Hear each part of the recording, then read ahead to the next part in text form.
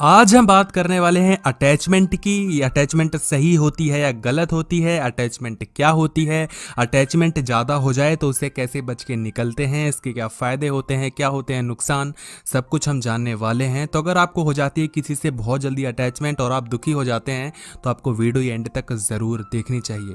Attachment क्या होती है? किसी से लगाव हो जाना। लगाव कब होता है? जब हमें किसी की आदत लग जाती है, किसी से बात करते हैं, कुछ बातें हम कहते हैं, कुछ बातें वो कहता है, ऐसे में लग जाती है हमें आदत और हमें बहुत ज़्यादा दुख पहुंचता है। ये होती है अटैचमेंट। अटैचमेंट क्यों हो जाती है और ये कितनी होती है, किस पे डिपेंड करता है? ये डिपेंड करता है आपके पेरेंट्स पे। आपके पेरेंट्स ने किस तरीके से आपको रखा है, आपके पेरेंट्स के मतलब जो जेनेटिक्स हैं आपके, उस पर भी डिपेंड करता है। तो कहीं हद तक इसके एक्सटर्नल फैक्टर्स काफ़ी ज़्यादा हैं। कोई इंसान बहुत जल्दी किसी से अटैच्ड हो जाता है, किसी इंसान को अटैचमेंट होती ही नहीं है। कोई इंसान ब्रेकअप के बाद इतना मगन है, इतना खुश होकर घूमता है कि पता ही नहीं चलता कि इसको दुख हो भी रहा है, और कोई इंसान दिन भर रोता रहता है, गाता रहता है। तो बहुत सारी चीज़ें हैं। ऐसे में हर एक इंसान पे डिपेंड करता है कि किसको कितनी जल्दी अटैचमेंट हो रही है और कितनी ज़्यादा अटैचमेंट हो रही है। ऐसे में अगर आप ये वीडियो देख रहे हैं तो पक्का आपको बहुत जल्दी और बहुत ज़्यादा अटैचमेंट होती है, और इसके नुकसान तो बहुत ज़्यादा है। मैं आपको क्या बताऊँ, ज़्यादा हम लोग अटैचमेंट किसी से कर लेते हैं, और खासकर अगर उस इंसान से जिसको फ़र्क नहीं पड़ता, तो ऐसे में वो तो बच के निकल जाता है, लेकिन हम फंस जाते हैं। हमें तो उसकी आदत लग चुकी होती है। हमारा मन तो बार बार करता है कि एक बार फिर से उससे बात करूं, लेकिन वो इंसान तो कहीं और ही बिजी है।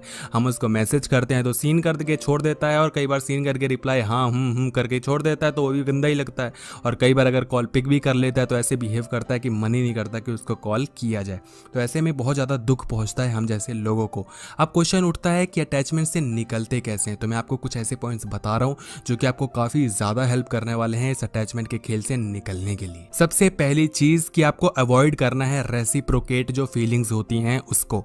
रेसिप्रोकेट मतलब कुछ मिलने की चीज़ रखना, यानी कि रेसिप्रोकेट मतलब जो हम दे रहे हैं वो मिलना, मतलब देना लेना, ये रेसिप्रोकेशन होता है। तो जैसे ही हम किसी से लगाव लगा लेते हैं तो हमें भी एक्सपेक्टेशंस होती है कि उस इंसान को भी उतनी ही अटैचमेंट होनी चाहिए जितनी कि मुझे हुई है।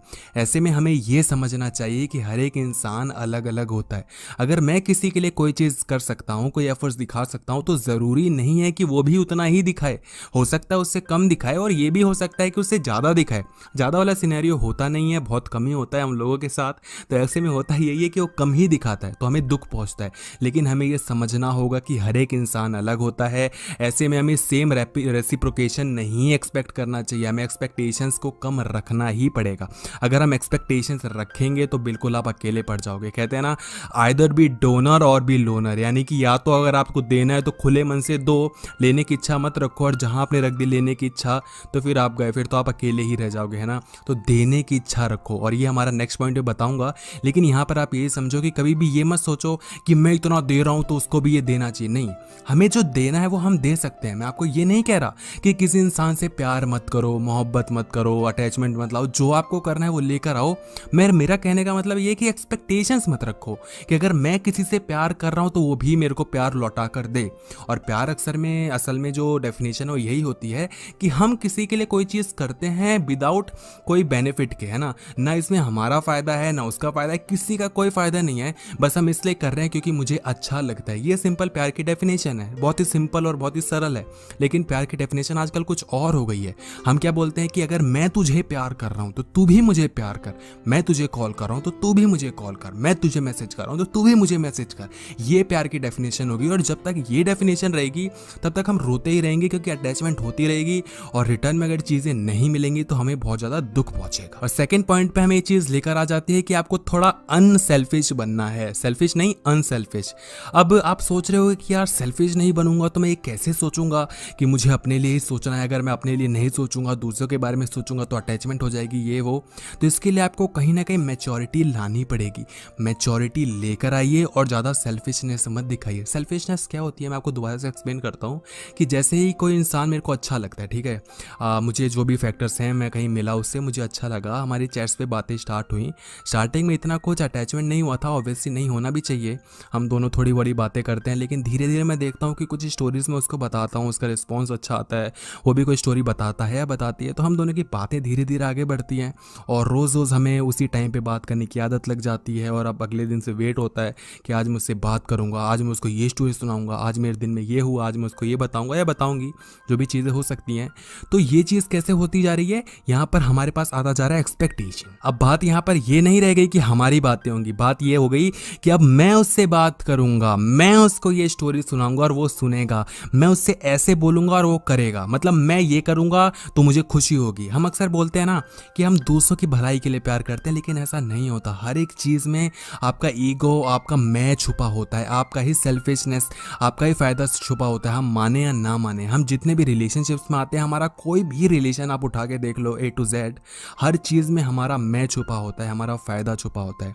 वो अलग टॉपिक है, लेकिन चीज़ें यहाँ पर यही होती हैं कि मैं उसको ये सुनाऊंगा वो खुश हो जाएगा, मैं उसको ये सुनाऊंगा, यानी कि रिटर्न में हमें जो भी चीज़ें मिल रही हैं एक्सपेक्टेशंस रहती हैं, और कहीं ना कहीं हम ये सोचते हैं कि उसमें मेरा फ़ायदा होगा। ज़रूरी नहीं है पैसों का ही हो, किसी वस्तु का, चीज़ों का, मेटेरियलिस्टिक हो, नहीं, फीलिंग्स का फ़ायदा भी तो फ़ायदा होता है ना। किसी से ये उम्मीद रखना कि मैं उसको बताऊंगा तो वो अप्रिशिएट करेगा, ये भी कहीं ना कहीं अपने बारे में सोच रहे हो ना, ये भी तो सेल्फिशनेस हो गई ना। सोचो कभी तुम किसी की कोई तारीफ करते हो और रिटर्न में तुम्हारी तारीफ नहीं करता तो कितना बुरा लगता है। सोचो तुम इतने ज़्यादा दुखी होते हो लेकिन कोई तुम्हें पूछता नहीं कि इतना दुखी क्यों हो, तो तुम्हें कितना बुरा लगता है, ईगो हर्ट होता है ना।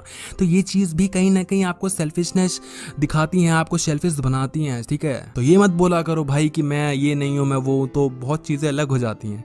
तो कहने का मतलब ये है कि थोड़ा सा अनसेल्फिश हो जाओ। ज़रूरी नहीं है कि यार किसी को कुछ दे रहे हो तो मिलने की उम्मीद रखो, और ज़रूरी ये भी नहीं है कि हर चीज़ में मैं घुसाओ कि मैं ये करूँगा मैं वो करूँगा तो ऐसा हो जाएगा वैसा हो जाएगा। तो दोनों पॉइंट्स इंटर रिलेटेड हैं, आपको एक्सपेक्टेशंस भी नहीं रखनी है और ज़्यादा सेल्फिशनेस भी नहीं दिखाना है। पॉइंट नंबर 3 में हम बात कर लेते हैं सेल्फ रिस्पेक्ट और ईगो की। आपको समझ होनी चाहिए कि आपको रुकना कब है।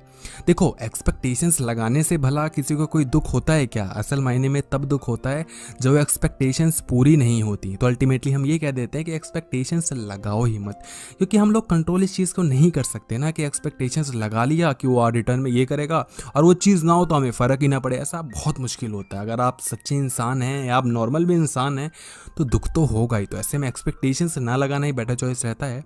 लेकिन हमें पता होना चाहिए कि हमें कौन सी चीज़ कब रोकनी चाहिए। जैसे हम प्रीवियस एग्जांपल पे चलते हैं कि हमारी बातें स्टार्ट हो गई थी, रोज़ हमारी बातें हो रही हैं सेम टाइम पे, मेरे को रोज़ वेट होता है कि वो कॉल करेगी, मैसेज करेगी या करेगा, और हमारी ये बातें होंगी तो मैं ये स्टोरी सुनाऊंगा, ये स्टोरी सुनाऊंगी, उसका कॉल नहीं आता है तो हम कहीं ना कहीं रोने लग जाते हैं या दुख पहुंचता है हमें तो हम रिटर्न में गुस्सा हो जाते हैं। फिर वो मनाता नहीं तो और गुस्सा आता है, फिर हम कॉल करते हैं उसको सुनाते हैं।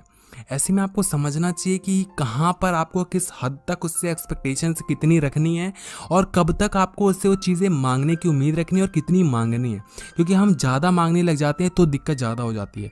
स्टार्टिंग में अगर केस रफा दफा हो जाए कि भाई हमने कुछ मांगने की या कुछ मिलने की उम्मीद रखी और उसने नहीं पूरी की तो मामला सुलझ जाएगा। उसने नहीं पूरी की, हमें गुस्सा आया, दुख पहुंचा, खत्म। लेकिन हम गिड़गिड़ाने भी तो लगते हैं ना बीच में, हम यहाँ ये भी तो ले आते हैं कि यार नहीं प्लीज़ यार मैं तुझसे बहुत मोहब्बत करता हूँ यार, तू समझती क्यों नहीं है, तू समझता क्यों नहीं है, तू कॉल किया कर यार, मुझे बहुत अच्छा लगता है तुझसे बात करके, प्लीज़ ना कर दिया कर ना, या प्लीज़ यार हम सीरियस हो सकते हैं यार, रिलेशनशिप में आ जाते हैं यार, प्लीज़ हम ये कर लेते हैं, प्लीज़ मेरे लिए चलना यार, यहाँ पे चलते हैं।